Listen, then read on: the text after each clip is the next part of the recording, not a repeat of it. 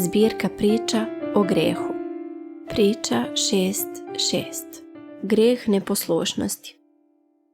Greh neposlušnosti prema Bogu tako je težak da ga Adam sam ne bi mogao podneti, a da pod težinom toga greha ne bude samleven u ništa.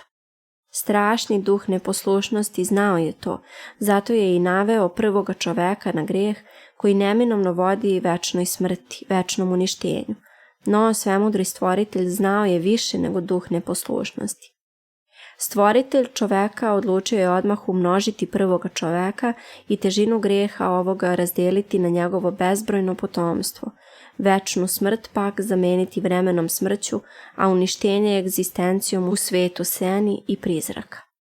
Prvi čovek bio je kao veliko i prečisto ogledalo, u kome se samo Bog mogao ogledati.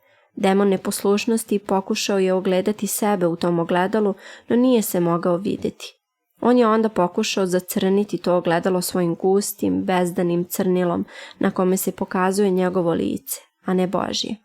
No u tom trenutku ogledalo se razbilo i demon je imao dva posla mjesto jednog. I ogledalo se, razmnožavanjem čoveka, produžilo razbijati u sve mnogobrojnije i mnogobrojnije komade i demon je jurio za tim komadima sa svojom prvobitnom namerom, sve umorniji i umorniji.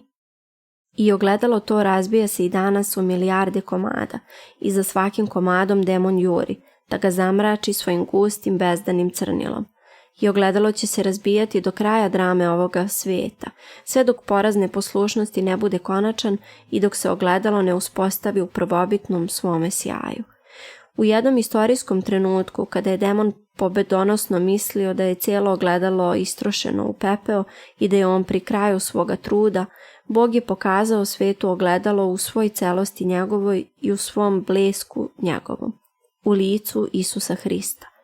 Ovo iznenađenje dovelo je duha zlobe do očajanja i do posljednjeg furioznog napada. No dani su izbrojani i drama se hitno približuje svome kraju. Ovo ne liči na filozofiju, jel da? No ovo liči na život i to neka ti je dosta.